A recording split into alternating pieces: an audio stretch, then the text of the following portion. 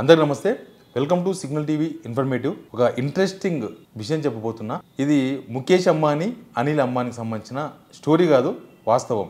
అందరికి తెలుసు ముఖేష్ అంబానీ అంటే ప్రధానమంత్రి కూడా లేచి సలాం కొడతాడు. మొత్తం భారతదేశం అంతా లేచి సలాం కొడుతుంది. టాప్ 1-2లో ఉండే అత్యంత సంపన్నుడు. కాలు బయట పెడితే సెక్యూరిటీ, ఆయనకు పైసలు కొదివే లేదు.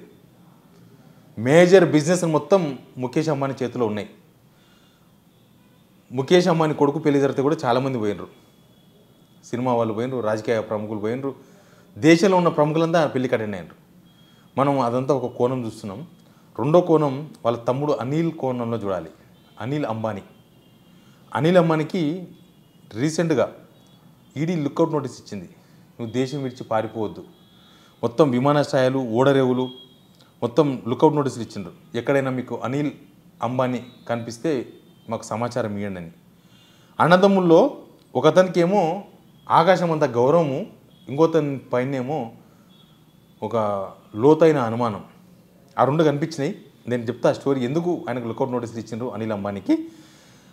సబ్స్క్రైబ్ మాత్రం పక్కా చేసుకోండి. దీనిలో కూడా వాల్యుబుల్ ఇన్ఫర్మేషన్ అయితే మీకు ఇచ్చే ప్రయత్నం చేస్తా. ఏమైందంటే బ్యాంకు రుణాల ఎగవేత కేసుల్లో, ఆయన్నేమో ప్రపంచానికి అప్పు ఇవ్వగలడు ముఖేష్ అంబానీ. అనిల్ అంబానీ ఏమో అప్పుల పాలైండు. ఎగవేత కేసులో రిలయన్స్ గ్రూప్ చైర్మన్ అనిల్ అంబానీపై ఈడీ డైరెక్టరేట్ లుక్అవుట్ నోటీసులు జారీ చేసింది. లుక్అవుట్ నోటీసులు ఎవరు జారీ చేస్తారంటే వాళ్ళ మీద నమ్మకం ఉండదు, పోలీసులు వాళ్ళు నమ్మరు, ఇది తప్పించుకుంటే ఇంకా దొరకడు, దేశాలు దాటి పారిపోతాడు అనే వాళ్ళకు లుక్అవుట్ నోటీసులు ఇస్తారు. ముఖేష్ అంబానీ ఉండగానే అనిల్ అంబానీ ఎవరు నమ్ముతలేరు, ఎందుకంటే తన దగ్గర పైసలు లేవు. 3,000 కోట్ల రుణం మోసం సంబంధించి ఈడీ సర్క్యులర్ జారీ చేసింది, ఎన్ఫోర్స్మెంట్ డైరెక్టరేట్. లుక్అవుట్ నోటీస్ కంటే ముందే బ్యాంకు రుణాల ఎగవేత కేసుల అనిల్ అంబానీ ఈడీ సమన్లు పంపించింది. ఏంది ఇదంతా? 3,000 కోట్ల రూపాయల వ్యవహారం. ఆగస్టు 5న ఈడీ ముందు హాజరు కావాలని ఈడీ ఆదేశించింది. అటెండ్ కాకుండా ఎక్కడైనా పారిపోతాడేమోనని లుక్అవుట్ నోటీసులు ఇచ్చింది.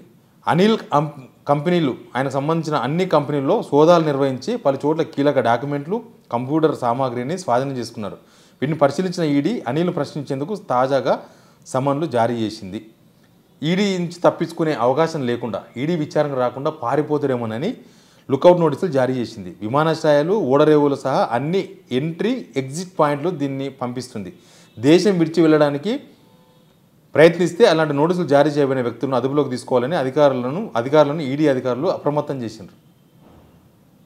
తర్వాత కొద్దిగా విషయం చెప్పినాక మనం మాట్లాడదాం. 3,000 కోట్ల రూపాయలు 2017 నుంచి 2019 వరకు ఎస్ బ్యాంక్ నుంచి 3,000 కోట్ల రుణాలు అక్రమంగా దారి మళ్లించారనే దాని మీద ఈడీ దర్యాప్తు చేస్తున్నది. గ్రూప్ ఆఫ్ కంపెనీలు రుణాలు ఇవ్వడానికి ముందు బ్యాంకు ప్రమోటర్లతో సంబంధం ఉన్న సంస్థలకు నిధులు బదిలీ అయ్యాయని ఈడీ అధికారులు తెలిపిండ్రు. ట్రాన్సాక్షన్ ఎక్కడనో తేడా వచ్చింది. రిలయన్స్ హోమ్ ఫైనాన్స్ లిమిటెడ్కి సంబంధించిన విషయాలను ఈడీ అధికారులు పంచుకున్నారు.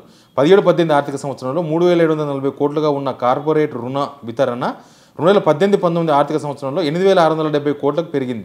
ఎస్ బ్యాంక్ మాజీ ప్రమోటర్లకు సంబంధించి లంచం కోణంలో కూడా విచారణ జరిపినట్లు ఈడీ తెలిపింది. ఈ మొత్తం విషయం ఏంటంటే ఎస్ బ్యాంక్ నుంచి 3,000 కోట్ల రుణం తీసుకున్నారు, అది తప్పుడు దారిలో తీసుకున్నారు, అది తప్పుడు వేలో పోయింది అనేది ప్రధానమైన ఆరోపణ చేస్తూ ఈడీ కేసు బుక్ చేసింది, ఇవన్నీ చేసింది. ఇద్దరు అన్నదమ్ములు ఉన్నారు, ముఖేష్ అంబానీ, అనిల్ అంబానీ.